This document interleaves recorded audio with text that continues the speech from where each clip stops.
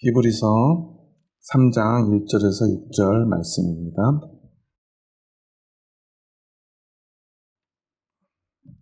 다 같이 한 목소리를 받도록 읽겠습니다. 그러므로 함께 하늘의 부르심을 받은 거룩한 형제들아, 우리가 믿는 도리의 사도이시며 대제사장이신 예수를 깊이 생각하라.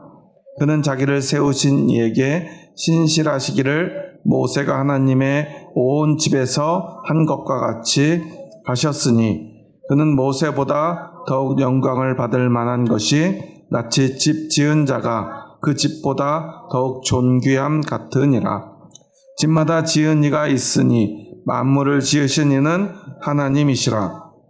또한 모세는 장래에 말할 것을 증언하기 위하여 하나님의 온 집에서 종으로서 신실하였고, 그리스도는 하나님의 집을 맡은 아들로서 그와 같이 하셨으니, 우리가 소망의 확신과 자랑을 끝까지 굳게 잡고 있으면 우리는 그의 집이라.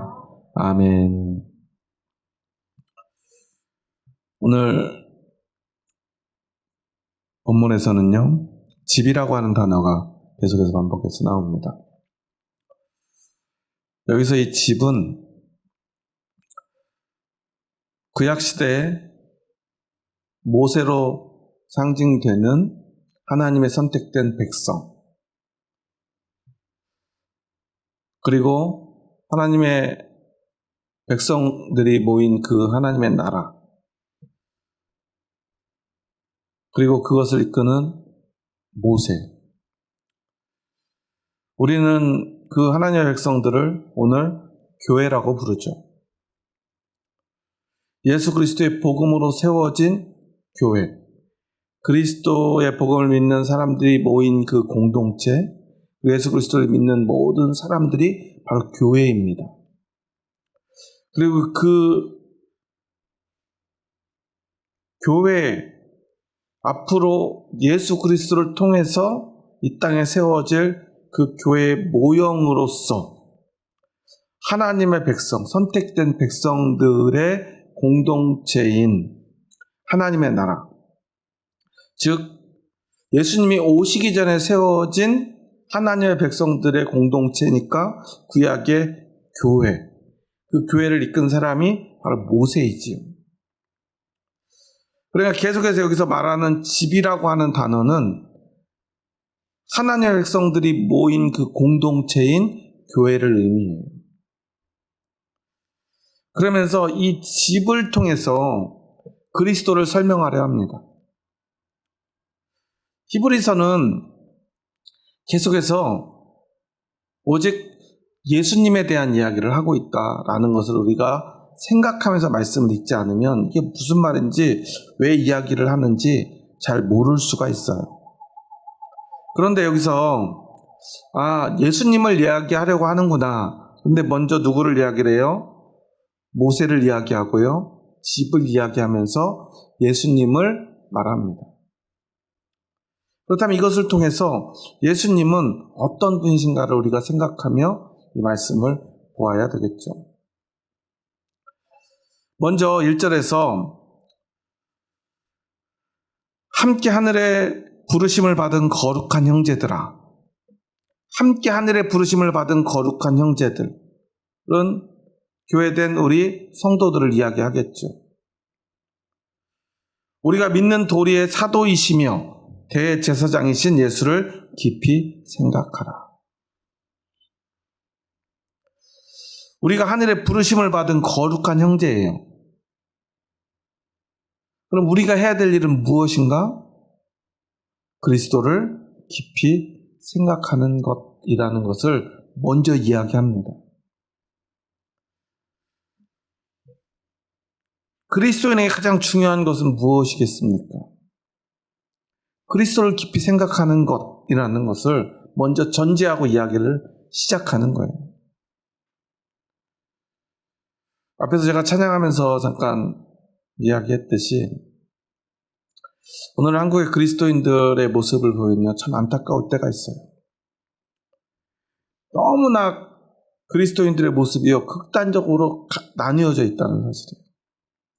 어떤 그리스도인들은요, 그리스도의 복음, 교회를 위해서 정말로요, 목숨을 걸고 저기 막 길거리에 나가서 전투적으로 싸우시는 분들이 있어요. 교회를 지키기 위해서라면 죽음도 불사해요. 그리고 혹시라도 교회가 좀 망가지거나 교회 위협이 되는 것이 있다면 그 전체를 죽이든 다 어떻게 없애든 아니면 그거 자체를 완전히 부정하든 무슨 수를 써서라도 이 교회를 지켜야 되겠다고 아주 전투적으로 싸우시는 분들이 있어요. 그래서 그분들은 빨간 십자가를 들고요, 나가서 애수천당 불신지옥을 외치고요, 교회를 위협하는 어떤 세력들이 있다면 그들과 맞서 싸우기 위해서 목숨을 바치겠다고 막 혐오스러운 어떤 다짐들을 하고요. 그게 공산주의든 동성애든 싸워서 이기려고 그래요. 그들을 물리쳐야 된대요.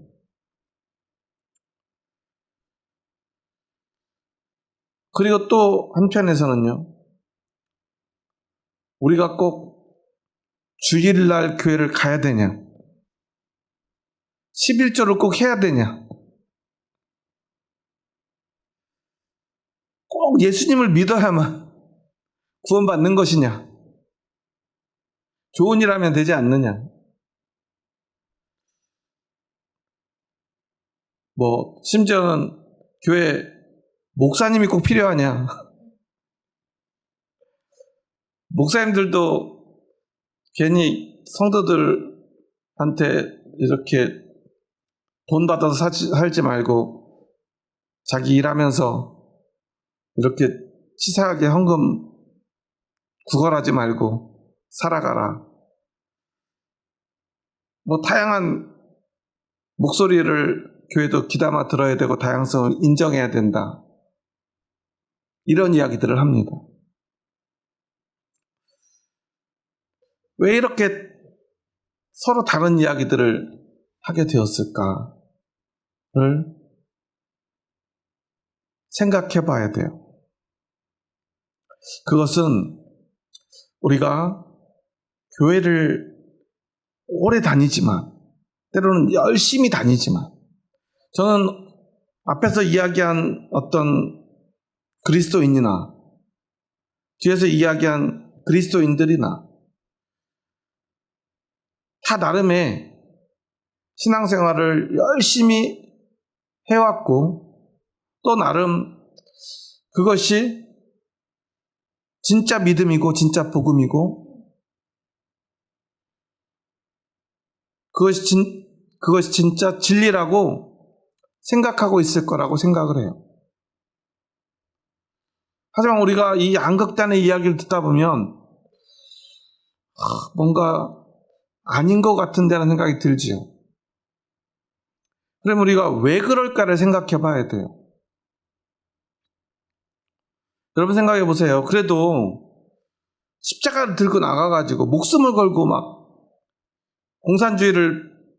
공산주의자들을 다 처단하고 동성애를 이 땅에서 다 뿌리 뽑고, 그게 좀 과격하긴 하지만 또 틀린 말은 아닌 것 같고 그러잖아요.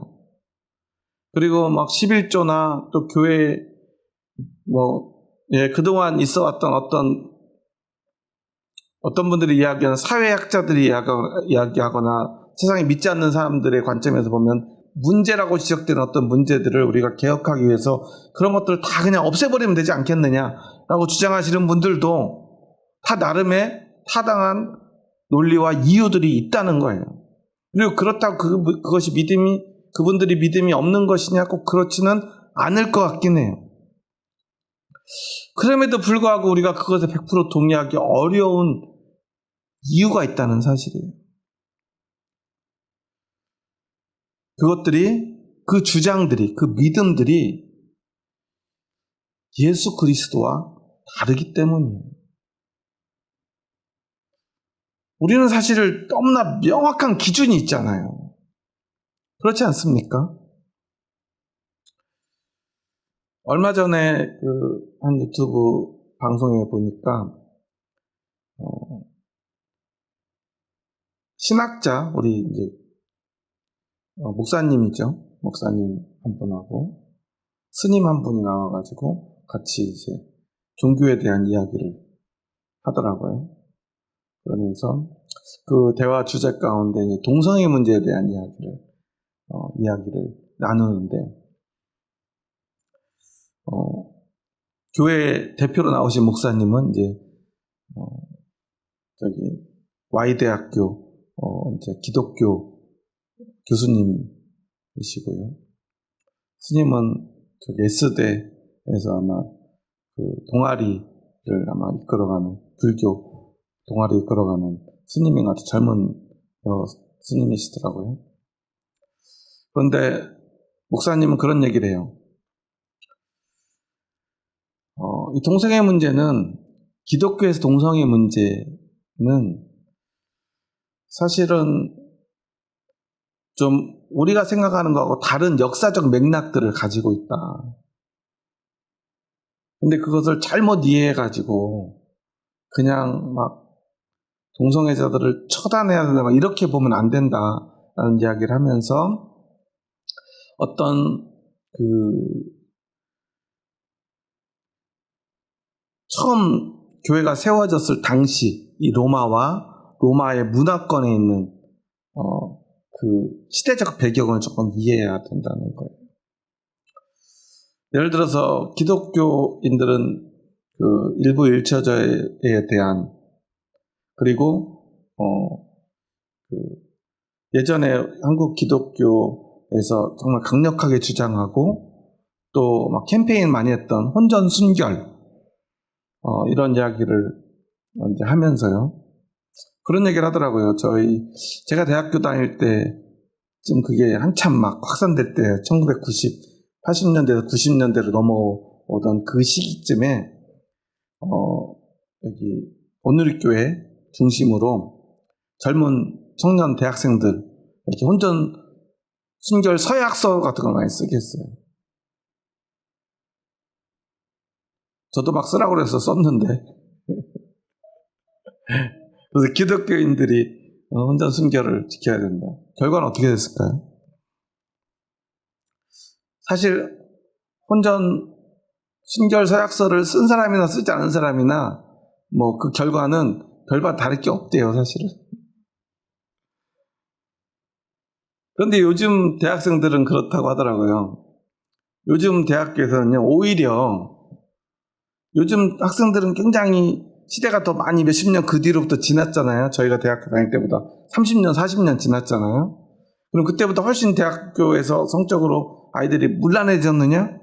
오히려 요즘 청년들, 대학생들은요, 이런 성이나 이성, 그 다음에 그 앞에서 이야기했던 그 문란했던 성관계라든가 이런 문제가 심각한 게 아니라 오히려 그런 거에 무관심해서 문제래요. 요즘 대학생들은요, 예전의 대학생들보다 훨씬 그런 부분에 있어서요, 더 무관심하고 무기력하다는 거예요. 그럼 요즘 대학생들이 옛날 대학생들보다 훨씬 더 도덕적이고 신앙적인 걸까요? 그런 문제가 아니라는 거예요. 시대가 달라졌고요. 요즘 아이들은요, 너무나 미래에 대한 두려움 때문에 지쳐 있다는 거예요. 심지어 이성을 만날 생각조차 포기한 아이들이 너무나 많다는 거예요. 지금 저출산 문제가 굉장히 심각하죠. 예전하고 지금은 다른 상황이라는 거죠. 그러니까 초대교회 때 오직 이 결혼 생활을 통한, 그리고 남녀 관계들, 이런 이야기는 그때 당시에 너무나 파격적인 이야기였다는 거예요. 왜냐하면 당시에 모든 성적 자기 결정권은 남자에게만, 그것도 자유인 남자에게만 부여된 권리였기 때문에 그래요.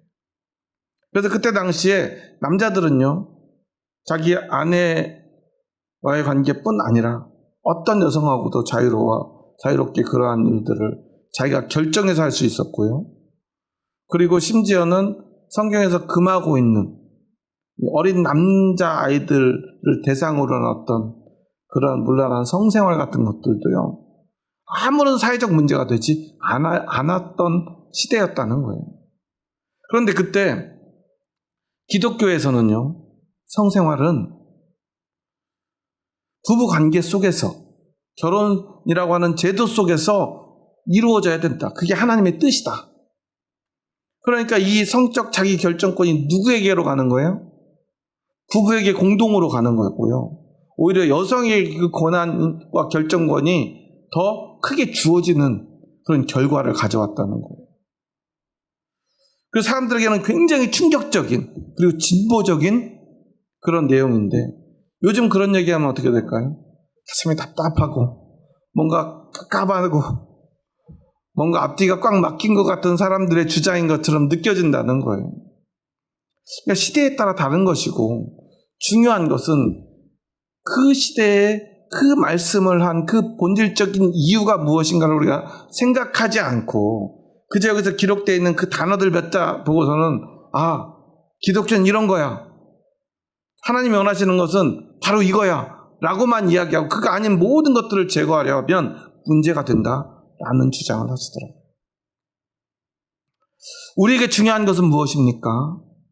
이 말씀을 주신 하나님의 뜻, 그리고 때로는 어떤 시대에 그 시대상에서 그것을 통해서 하나님의 진짜 뜻이 무엇인가를 우리에게 가르쳐 주시기 위해서 성경은 그 시대마다 다르게 그 말씀이 기록되었다는 사실이에요.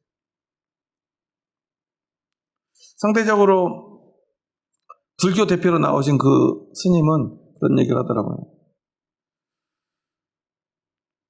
불교에서는 뭐 동성애고 이성애고 그런 거 별로 개의치 않는다는 식으로 막 이야기를 해요. 그런데 정작 스님들은 결혼도 하지 않으시잖아요. 그리고 오히려 어떻게 보면은 남성들끼리 모여서 살고요, 여성들끼리 모여 살잖아요. 동성애를 인정하면 거기 굉장히 큰 문제가 생기지 않겠습니까? 그런데 마치 동성애를 인정하는 것 같이, 그리고 긍정하는 것 같은 이야기를 막 불교는 다 포용하는 것처럼 막 이야기를 하니까요. 그 영상의 댓글에 보면은 역시 기독교와 불교는 다르다. 기독교는 끝까지 자기 고집 부리고 불교는 역시 저렇게 다 넓고 대승적으로 사람들의 그런 문제들을 다 이해한다. 근데 결국 그 영상이 끝나고 이제 댓글에 그 스님이 이제 오해가 있을 것 같아서 그러는데, 불교가 막 동성애를 다 옹호하고 그걸 다 이해하고 우리는 그거 찬성합니다라고 말하는 게 아니라고 막 변명을 써놓으셨더라고요, 결국은. 왜냐하면 불교라고 해서 동성애 문제를 그냥 우리는 동성애 좋습니다 이러는 종교가 아니거든요, 사실은. 그런데 그냥 모든 걸 포용하는 것처럼 이야기하다 보니까 자기도 아차 싶었는지 결국은 또 변명을 적어놔요. 중요한 것은 어떤 종교도요, 성적인 타락을 옹호하는 종교는 없어요. 그렇다고 기독교가 동성애자들을 다 처단해도 된다라고 가르치지는 않는다는 사실이에요. 물론 구약 성경에 마치 동성애자들은 다 처단해야 될 것 같은 구절들이 있죠. 그런데 그 말씀이 기록되던 당시의 배경을 이해하지 않고 그 말씀을 받아들이면 그것은 하나님의 진짜 뜻을 우리가 아는 게 아니에요. 여러분 생각해 보세요. 우리가 아이들을 키울 때, 어렸을 때 아이들에게 어떤 음식은 너 지금 이거 먹으면 안 돼 라고 가르치잖아요. 그럼 그 음식은 독이 들어서 아이들이 먹으면 죽으니까 먹지 말라는 걸까요? 그렇지 않은 경우가 많죠. 이가 썩어서 과자 먹으면 너 충치 때문에 나중에 고생하니까 지금 조금 참았다 좀 커서 먹어. 그러니까 어떤 그 아이가 아니라 성년이 그런 얘기를 하더라고요. 자기가 어렸을 때 또 엄마가 뭘 못 먹게 해가지고 자기 20살 딱 되는 날 밖에 나가가지고 엄마가 평소에 못 먹게 했던 거를 잔뜩 사가지고 그냥 막 먹었대요. 어떻게 됐을까요? 뭐 배탈 났겠죠. 나도 이제 어른이니까 막 먹을 거야. 어른이 돼 보니까 생각보다 맛이 없대요. 어렸을 땐 그렇게 먹고 싶었는데 엄마가 못 먹게 하니까. 나중에는 어른이 되면요, 엄마가 그거 굳이 못 먹게 하지 않지요. 왜냐하면 자기가 어른이 되면 그렇게 막 알아서 먹으라고 해도요, 어렸을 때처럼 무제한으로 먹지 않아요. 몸이 망가질 만큼 먹지 않아요. 그때 되면 네가 알아서 해 라고 할 수 있겠죠. 근데 평생 어렸을 때 한마디 한 것을 가지고 평생을 살아간다면 그 문제가 되고요, 정서적으로 잘못된 거예요. 하나님의 말씀도 우리가 항상 그 본질을 이해해야 합니다. 그리고 우리 그리스도인들에게는요, 그 모든 삶의 문제들을 이해하는 기준이 있어요. 그게 바로 예수 그리스도입니다. 여러분 생각해 보세요. 예수천당 불신지옥. 맞는 말이죠? 틀린 말이 아니에요. 그런데 그것이 폭력이 되어서는 안 돼요. 예수님은요, 십자가를 지심으로 우리를 구원하신 분이에요.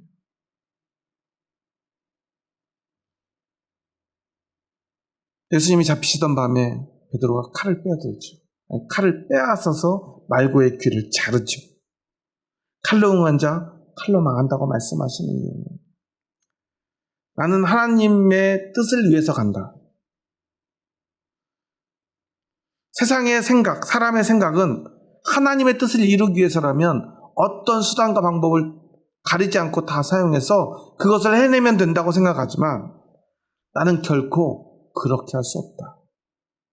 왜냐하면 그것은 하나님의 뜻이 아니기 때문이다 라는 말씀을 해주고 계시는 거예요.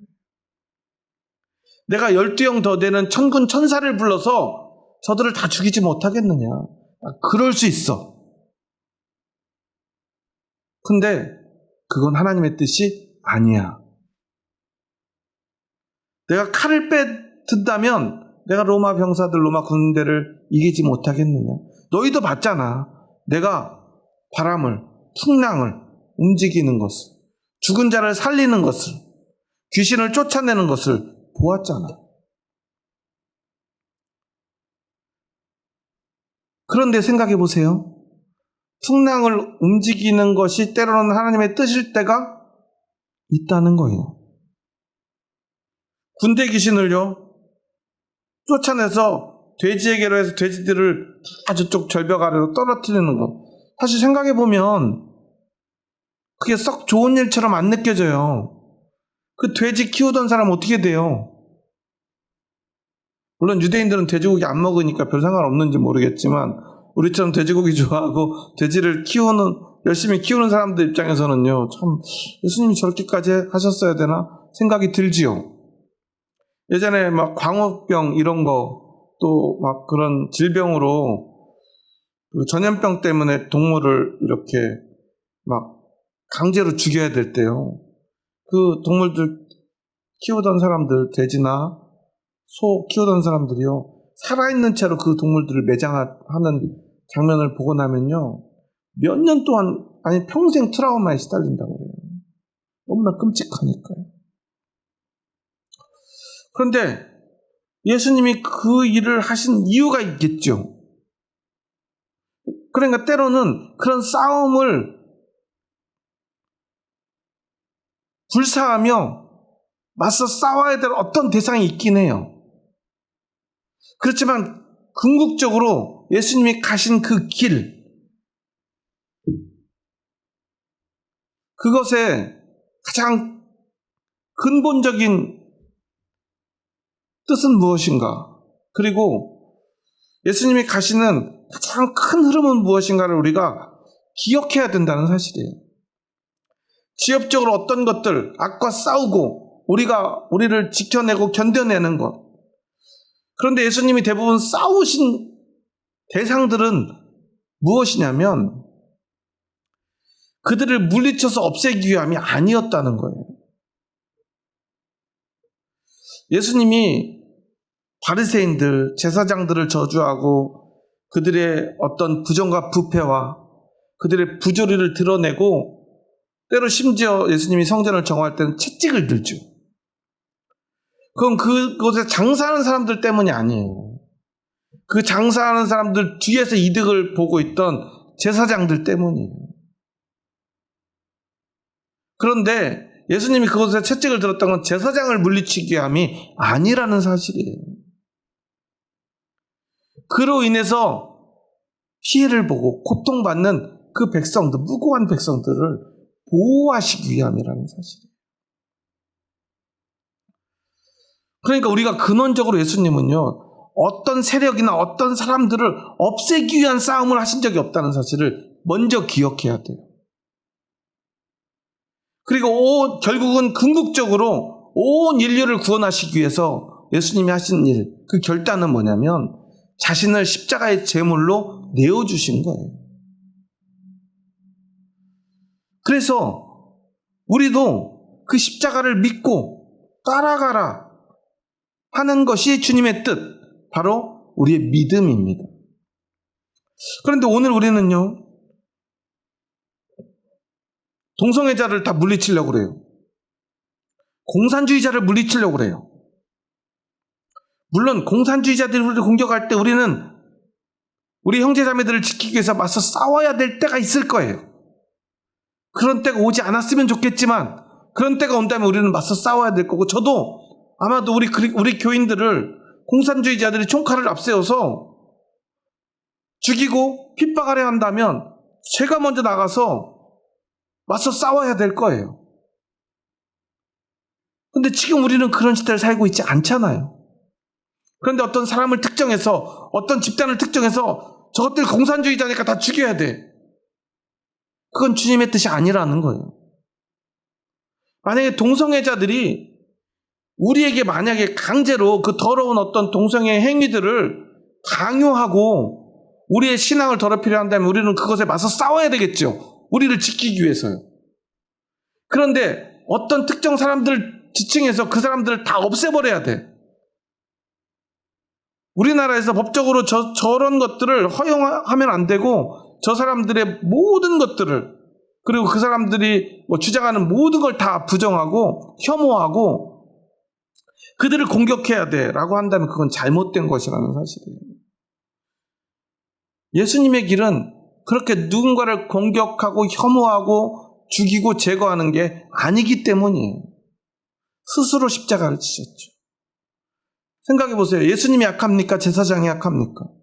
제사장이 약하죠. 그럼 우리는 너무나 쉽게 하나님은 저 악한 제사장들을 없애주실 거야. 예수님이 약합니까? 로마 군인이 약합니까? 로마 군인이 약하죠. 빌라도 총독이 약하죠. 하나님은 그러면 제사장들 무리나 바리새인들이나 로마의 군인들이나 그들을 없애실 힘이 없으셨을까요? 그게 아니라는 거예요. 하나님의 뜻도 예수님이 하시는 일도 근원적으로 누군가를 죽이고 없애고 청소해서 이 땅에 진리를 세우고 하나님의 나라를 만들려는 게 아니라는 거예요. 대표적으로 그런 일을 한 사람이 누구죠? 히틀러예요. 인종 청소를 통해서 예수님을 죽인 저것들 누구죠? 유대인들. 저 유대인들이 이 땅의 악이야. 왜냐? 그들은 예수님 죽였잖아. 그리고 그들은 우리의 삶의 터전을 빼앗잖아.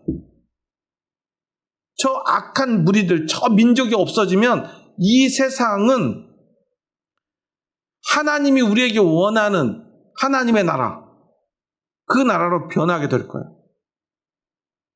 그게 히틀러의 주장이에요. 오늘 우리 교회가 그런 주장을 하고 있는지도 몰라요. 반대로요, 세상의 눈으로 교회를 봅니다. 11조 왜 해야 돼? 왜 목사님한테 헌금 바쳐야 돼? 왜 교회에다 헌금해야 돼? 어려운 사람한테 구제하면 되지. 주일날 꼭 가서 예배 드려야만 구원받나? 자기들이 믿음으로 구원받는다고 하면서 왜 주일날마다 교회 오라고 그래? 이런 얘기를 너무나 쉽게 해요. 반대로 하면요, 이것은 세상의 기준과 세상의 눈으로 교회를 스스로 공격하는 거예요. 제가 항상 말씀드리죠. 하나님께서 레위기에서 어떤 제사의 방식을 가르쳐 주고요, 이 성전과 성막의 모형을 그대로 아주 세밀하게 가르쳐 줘요. 종교적 행위들에 대한 방식들을 우리에게 보여줘요. 심지어 제사장의 옷 하나, 그 끝단에 있는 술 하나까지, 색깔까지 하나님이 다 지정해줘요. 왜 그러죠? 너 이거 이렇게 안 하기만 해봐. 내가 너 가만 안 둬. 그러기 위해서예요? 아니죠. 우리가 연약하기 때문이에요. 우리가 하나님을 위해 살 수 있는 게 뭐가 있죠? 하나님에게 부족한 게 있습니까? 여러분 생각해 보세요. 누군가에게 어떤 선물을 주거나 내가 무언가 도움을 주려면 제일 중요한 것은 그 사람에게 필요한 게 무엇인가를 알아야 돼요. 우리가 누군가를 위한다면 그 사람의 필요를 알아야 그 필요를 채워줄 수 있는 것이고요. 필요를 채워주는 것이 그 사람을 위하는 거죠. 그러면 우리가 하나님의 필요를 채워줄 수 있는 게 뭐가 있죠? 아무것도 없어요. 그렇지 않습니까? 하나님께 영광을 돌리고 하나님을 위해서 우리가 무엇을 한들 하나님의 필요를 채울 수 있습니까? 하나님이 우리에게 요구하시는 제사, 하나님이 우리에게 요구하시는 모든 예배의 핵심은요, 우리를 위한 거예요. 우리가 약하기 때문에 하나님은 보이는 어떤 종교적 행위들을 할 수 있도록 허락해 주신 거라는 사실이에요. 여러분, 우리가 찬양하고 기도하고 말씀 듣고 하죠. 그 모든 것들에 어떤 의미를 갖고 있는가 우리가 조금만 생각해 보면 알 수 있는데요. 하나님의 말씀을 들어요. 예배 시간에. 이 말씀을 듣는 게 하나님을 위한 건가요? 우리를 위한 거잖아요. 우리의 영혼을 위한 거잖아요. 근데 우리는 그것을 예배를 드린다고 그러잖아요. 그러죠? 찬양을 해요. 물론 찬양 하나님께 그래도 유일하게 어떤 분들 그러더라고요. 그래도 예배 시간 중에 유일하게 하나님께 온전히 드리는 건 찬양밖에 없다고. 근데 과연 찬양이 우리는 아무런 이득이 없이 하나님께만 드리는 것인가요? 과연 그렇다면 왜 그렇게 교회에서는 그 화음과 화성과 그 가사 이런 거에 집중하죠? 예를 들어서 은혜라고 하는 그런 복음성가 있잖아요. 송경민 목사님이 작사 작곡한 그 노래가 인기가 막 몇 년 동안 지금 계속 1위잖아요. 그 노래가 하나님이 야, 그 노래 내가 제일 마음에 들어 해가지고 지금 1위 하고 있나요? 아니잖아요. 누가 좋아해요? 성도들이 좋아하는 거예요. 제일 많이 불러요. 그 노래를 좋아하는 사람들이 부르는 거예요. 그렇지 않습니까? 물론 그것에 은혜를 받고 하나님께 영광을 돌린다고 하지만 사람들이 좋아하는 노래예요. 하나님은 우리가 그 노래를 찬양을 좋아하는 걸 아세요. 그 찬양 속에서, 말씀 속에서. 그리고 우리 하나님께 기도한다고 하지만 우리의 기도의 대부분은 무엇입니까? 내 필요를 하나님께 구하는 거잖아요. 그럼 예배 속에 있는 그 모든 건 다 우리를 위한 거예요. 그런데 우리가 필요한 것, 우리가 좋아하는 것, 우리가 원하는 것, 이 모든 것들을 통해서 이 예배, 그 제사를 우리에게 허락하시면서 하나님이 그곳에 우리와 함께 하시는 거예요. 하나님은 하나님께 나와 하나님과 함께하는 그 모든 시간을 통해서 영광을 받으시는 거죠. 그렇지만 그 시간을 우리에게 구체적으로 가르쳐 주시고 우리에게 요구하시는 이유는 사실 우리를 위함이에요. 우리를 살리기 위해서, 우리가 살아있음을 확인하기 위해서, 하나님과 함께함으로 우리가 회복되게 하기 위해서. 그런데 우리는요, 그냥 그런 거 다 필요 없어. 그것은 무슨 말이냐면요, 하나님이 필요 없어라고 하는 것과 똑같아요. 우리는 하나님이 주신 거 그런 거 하지 않아도 우리는 충분히 내 마음대로 내 힘으로 다 할 수 있는 사람이야. 그 말은 결국에 가서 뭐가 되냐면 우리는 예수님도 필요 없고 하나님도 필요 없어. 우리는 충분히 알아서 잘 살 수 있는 사람이야 라고 주장하는 것과 같아요. 그래서 교회에서 제일 필요한 것은요, 예수를 깊이 생각하는 것입니다. 여러분, 우리는 언제든지 교만해질 수 있어요. 히브리서 저자의 이 글들을 보다 보면요, 그가 얼마나 예수님에 대해서 간절한지를 우리는 생각해 볼 수 있어요. 2절, 3절에 보면 계속 모세에 대한 이야기가 나오죠. 그는 자기를 세우신 이에게 신실하시기를 모세가 하나님의 온 집에 산 것과 같이 하셨으니 그는 모세보다 더욱 영광을 받을 만한 것이 마치 집 지은 자가 그 집보다 더욱 존귀함 같으니라. 모세를 되게 강조한 것 같지만 모세가 하나님의 온 집은 뭐예요? 이스라엘 공동체, 하나님의 백성, 다시 말하면 구약의 그 교회를 어떻게 해요? 모세가 하나님의 온 집, 하나님의 백성들에게 한 것, 하나님의 백성들을 위해서 그가 뭐 했죠? 그를 출애굽시키고요, 그를 이끌어가요. 어디로 이끌어가요? 약속의 땅으로 이끌어가요. 그는 그 일을 위해서 부름받아서요, 그 일을 위해서 봉사한 사람이에요. 쉽게 말해서 2절에서 말하고 하는 모세의 모습은 마치 뭐와 같냐면 주인이 자기 집을 맡겨놓은 마치 집사 같은 일을 한 사람이 모세다. 물론 총 지배인이에요. 그 집을 전체를 총괄하는 집사예요. 그러니까 주인 다음으로 권한을 가진 사람이긴 하죠. 하지만 그는 그래봤자 하나님의 종일 뿐이라는 거예요.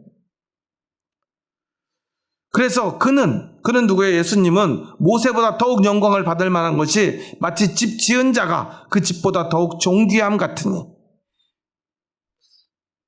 집과 집을 지은 자 중에 누가 더 존귀하냐, 무엇이 더 존귀하냐, 그 얘기를 하는 거죠. 사실 이거 그냥 글자 그대로 보면 어떤 거예요? 여러분, 만약에 여러분에게 저기 어디죠? 제일 부자들이 사는 동네에 있는 으리으리한 그런 집들 있잖아요. 길에서 보면 담이 너무 높고 집이 저기 멀리 있고 마당에 있어서 보이지도 않는 그런 집들 있잖아요. 옛날에 기생충에 나온 그런 영화에 나온 집 같은 집들, 뭐 어떤 재벌가들의 집들을 보면 누군가가 그 집을 보여주면서 너 이 집을 가질래? 이 집을 지은 사람 만날래? 그럼 여러분 뭘 선택하실 거예요? 저는 그 집을 갔죠. 수십억, 수백억짜리 집이 훨씬 값어치 있잖아요. 그런데 여기 보면 집 지은 자가 집보다 더욱 존귀함. 사실 앞뒤가 안 맞아요. 오늘 우리의 상황에 보자면. 그렇지 않습니까? 집 지은 사람이 뭐 집을 짓는 능력이 있으니까 뭐 대단하겠지만 사실 우리에겐 집이 훨씬 중요하잖아요. 근데 이 말씀은 그런 뜻이 아니에요. 여기서는 모세와 예수님을 이야기하는 거예요. 누가 모세예요? 여기서 집은 뭐라고 그랬죠? 하나님의 백성들. 요즘으로 말하면 교회예요. 그리스도인이에요. 그러면은 모세는 집이면서 그 집을 이끄는 집인 그 백성들을 이끌어가는 그 집사로서, 지배인으로서, 그 종으로서 역할을 감당했던 사람이에요. 그러니까 모세는 그냥 집이에요. 집의 일부예요. 예수님은 뭐예요? 십자가로 이 집이라고 하는 것을 창조하고 만드신 분이에요. 이 교회를 시작하게 만드신 분이 누구예요? 예수님이에요. 그러니까 이 모든 집은 예수님으로부터 만들어졌어요. 그럼 뭐가 더 존귀하냐? 예수님이 아니냐? 그 이야기를 하는 거예요. 그러니까 계속해서 예수님에 대한 이야기를 합니다. 너희들 최고로 치는 사람이 누구야? 모세잖아. 너희들이 제일 존경하고 세상에서 제일 위대한 사람은 모세잖아. 근데 모세는 그냥 집일 뿐이야. 근데 예수님은 그 집을 창조하신 분이에요.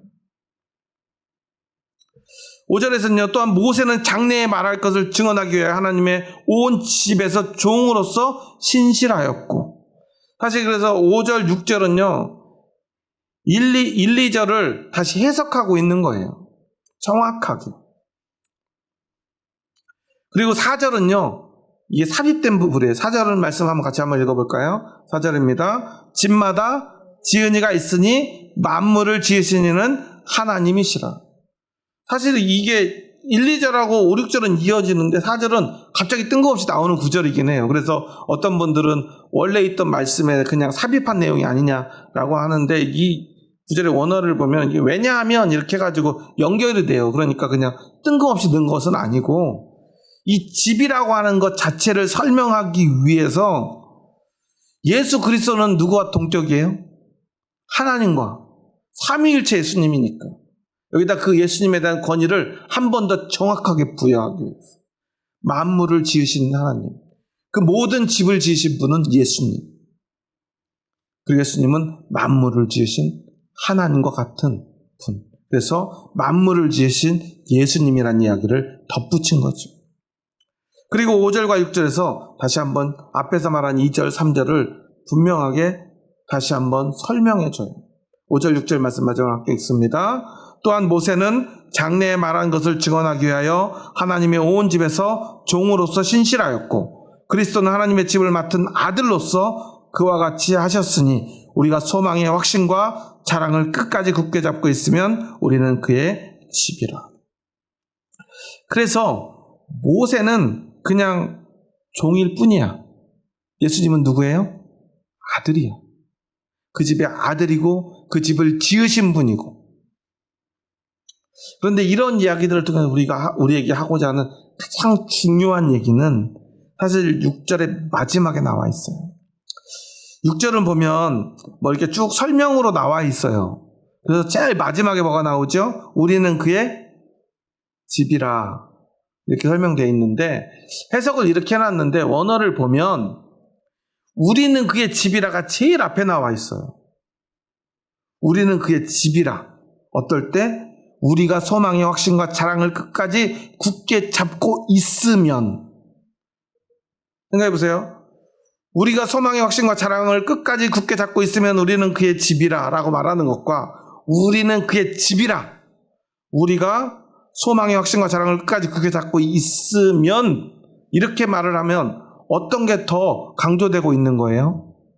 앞에서 굳이 원래 그냥 말하기 쭉 편한 것은 오늘 우리에게 해석되어 있는 이 말씀 같은 건데 원어에서는 굳이 우리는 그의 집이라를 먼저 앞으로 빼놔요. 왜냐하면 그것이 가장 중요한 말이기 때문에 그래요. 우리는 그의 집이에요. 누가 지은 집이에요? 예수님이 지은 집이에요. 어떻게 할 때요? 소망의 확신과 자랑을 끝까지 굳게 잡고 있어야만 우리는 그의 집이라는 거예요. 우리 그리스도인들에게 가장 중요한 것은 내가 예수님이 지은 집이라는 사실을 잊지 않는 거예요. 그래서 우리는요, 이 소망의 확신과 자랑을 끝까지 붙잡아야 돼요. 그 말은 뭐냐면 예수님의 날, 그 마지막 날, 주님의 날이 반드시 온다는 그 소망, 우리가 반드시 구원받을 것을 소망하는 그 믿음, 그 확신을 우리는 가지고 살아가야 돼요. 그것 없이 우리는 아무것도 아니에요. 그런데 우리는 그렇기 때문에 더 예수님을 깊이 생각해야 돼요. 그러니까 우리는 어차피 하나님의 백성이고 하나님의 법 아래만 있어. 그러니까 이거 말 안 듣는 사람 다 죽여야 돼. 맞나요? 아니죠.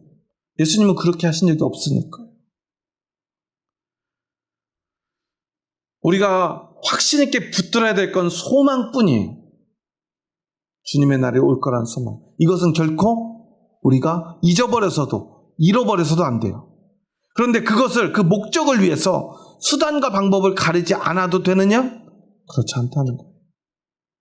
왜냐하면 우리는 예수님을 따라가니까요. 예수님을 깊이 생각해야 돼요. 어떻게 깊이 생각해요? 예수 천당 불신지옥으로요? 아니에요. 그건 깊이 생각하지 않기 때문에 나오는 행동이에요. 동석의 처단이요? 어떻게 보면 예수님을 따라가는 것 같지만 예수님을 깊이 생각하지 않는 행동들이에요. 세상의 방식으로 하고 있는 거예요. 여러분 생각해 보세요. 이번에 우리 이재명 대통령이 일본에 들렸다가 미국에 갔다 왔죠. 어떤 분들은 뭐 그러더라고요. 이재명 대통령이 막 트럼프 대통령에게 그냥 어떤 면에서 구진거리니까 아부의 기술, 아부만 하고 왔다. 왜 아부예요? 국민의, 나라의 이익을 위해서요. 여러분 생각해 보세요. 누가 뭐래도 오늘날 이 세계 모든 경제, 군사의 일진 누구예요? 미국이잖아요.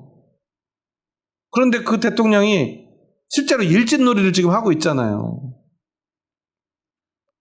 그 일진하고 맞짱 떠서 한국이 싸워서 이길 수가 없잖아요. 어쨌거나 우리가 살아야 되잖아요. 근데 우리의 대표인 대통령이 가서요, 국민들 위해서요, 그 일진 어떤 면에서 비위도 맞춰주고요, 굽신거리기도 하고요, 웃겨주기도 하고요, 그런 걸 통해 가지고요 끝끝내 국익을 지켜내고 온 거 아니겠습니까? 저는 참 인상적으로 봤던 게요, 트럼프가 왜 그랬는지 모르겠지만 뭐 이렇게 사인하는데 의자를 쫙 빼주고 앉으라고 그러고서는 자기 뒤에 딱 서 있어요. 이재명 대통령이요, 안 앉더라고요. 거기서 딱 앉아서 사인하면 어떤 장면이 연출되죠? 이재명 대통령은 상석에 앉아서 딱 멋있게 사인하고요, 옆에서 트럼프 대통령은 딱 서가지고 마치 낮은 사람처럼 옆에서 이렇게 보조하는 사람 같은 사진이 연출되면 이 트럼프 대통령이 기분 나쁠까봐 대통령이 엉거주춤 엉덩이를 들고요, 책상에 기대가지고 사인을 하더라고요. 글을 써요. 끝까지 안 앉아요. 과거에 어떤 분은 막 옆에 정상들 남겨놓고 다 세워놓고 혼자 딱 앉아가지고 멋있게 쓰는 사진 자랑스럽게 올려놨던데요. 바보 같은 짓이에요. 진짜 국민을 위하는 것은요, 그렇게 자기가 부끄러움 당하고요, 자기가 불편하고요, 자기를 희생할 줄 알아야 진짜 국민을 지켜낼 수 있는 것 아니겠습니까? 예수님도요, 힘이 있었어요. 내 자존심 세우려면요, 천군 천사 불러서 다 죽이면 돼요. 십자가에 달리지 않아도 돼요. 발가벗겨지지 않아도 돼요. 채찍에 맞지 않아도 돼요. 침뱉고에 조롱하는 소리 안 들어도 돼요. 하지만 우리를 살리려고 예수님은요, 그 부끄러움을 기꺼이 당하셨어요. 대통령이라고 하는 자리에서도요, 내가 우리나라 제일 높은 사람인데 내가 이제 얼마나 힘들게 대통령 됐는데 제일 자랑스러운 일만, 그 모습만 보여주고 싶지 않겠습니까? 뭐 자기야 5년 하고 내려가면 국민들이 뭐 죽든 말든 자기는 잘 살 수 있을 거예요. 그렇게 해도 괜찮아요. 그런데 그렇게 하지 않더라고요. 오히려 세상의 그 대통령이 그렇게 해요. 그런데 오늘 그리스도인은 어때요? 내 마음에 들지 않는다고 저 사람들 다 죽여야 돼? 또 자신의 정의에 어긋난다고 교회 뭐 이런 거 꼭 해야 돼? 11조 하지 마. 주일 성수 같은 거 필요 없어. 다 거짓말이야. 교회 이렇게 예배 드리는 거 이런 거 다 종교적 외식이야. 외식적인 내용이 없다고는 말할 수 없어요. 하지만 우리는 이 작은 예식이 없다면 우리는 우리의 신앙을 지켜낼 만큼 강하지 않아요. 저도요, 신앙의 한때, 철없던 때 무교회주의를 공부하던 적이 있어요. 믿음만 있으면 되니까. 예배 뭐 중요해? 교회 땅 왜 지어? 예수님 믿고 바르게 살면 되지. 그런데 제가 목회를 하고요, 신앙생활 하면서 뭐 저 잘 먹고 잘 살라고 그런 얘기 하는 게 아니라 우리가 얼마나 연약한지를 점점 깨달아가요. 이 예배가 없다면 내가 헌금하지 않는다면, 내가 기도하지 않는다면, 내가 찬양하지 않는다면, 하나님의 말씀을 매일 듣지 않는다면 과연 내가 이 믿음을 지켜낼 수 있을까? 나는 그렇게 강하지 못하구나. 그래서 저는요, 예배드리라고 하고요, 찬양하자고 하고요, 기도하고요, 우리가 힘들어도 하나님 앞에 헌금하자고 합니다. 그거요, 하나님에게까지 가지 못해요. 그런데요, 그렇게 믿음을 지켜내는 사람들에게 하나님께서 찾아오십니다. 예수님이 함께 하십니다. 그래서 우리가 그 믿음을 지켜내는 거예요. 함부로 말하면 안 돼요. 자기의 주장만을 관철시키려 해서는 안 돼요. 예수님을 따라가야 돼요. 예수님을 깊이 생각해야 돼요. 그 예수님만 바라봐야 돼요. 그래야 우리가 진짜 믿음을 지켜낼 수 있습니다. 여러분은 예수님의 집이십니까? 예수님의 집이길 원하십니까? 그렇다면 예수님을 깊이 생각하시기 바랍니다. 그곳에 주님의 구원이, 주님의 함께 하심이, 주님의 축복이 임할 줄 믿습니다. 주님의 날이 곧 찾아옵니다. 이 소망의 확신을 포기하지 마시기 바랍니다. 이 소망의 자랑을 여러분 멈추지 마시기 바랍니다. 하지만 그 어떠한 일도, 그 어떠한 말도 예수님처럼 하시기 바랍니다. 그것이 진짜 믿음입니다. 기도하시겠습니다. 하나님 감사합니다. 저희 부족하고 연약한 자들 사랑하셔서 저희들을 주님의 뜻 가운데로 불러주시니 감사합니다. 저희들 얼마나 연약하고 부족한지요. 우리는 하나님 앞에 드릴 수 있는 것이 아무것도 없습니다. 우리가 무엇을 한들 하나님을 기쁘게 할 수 있겠습니까? 하나님을 만족해 할 수 있겠습니까? 하나님의 필요를 채울 수 있겠습니까? 하지만 하나님께서는 우리에게 이 작은 종교적 행위와 믿음의 삶과 믿음의 고백을 할 수 있도록 허락해 주셨어. 우리가 그 속에서 주님을 생각할 수 있도록 허락하셨음을 믿습니다. 우리가 드리는 이 작은 예배, 작은 노력, 이 한 줌이 예수 그리스도를 깊이 생각할 수 있는 그 첫걸음을 고백합니다. 오직 예수님만 생각하며 예수님만 따르게 하여 주시옵소서. 그런다면 이 부족한 우리도 예수님의 길을 따라갈 수 있음을 고백합니다. 예수님의 길을 따르는 그 믿음만이 진짜 믿음이며 그곳에 예수 그리스도의 십자가에 예수 그리스도의 십자가를 따르는 그 믿음의 고백이 영원한 생명이 구원의 길이 있음을 믿습니다. 주님, 우리가 이 소망을 잃어버리지 않도록 도와주시옵소서. 끝까지 그 소망을 붙들고 예수 그리스도의 집으로 살아가는 저희들 되게 하여 주시옵소서.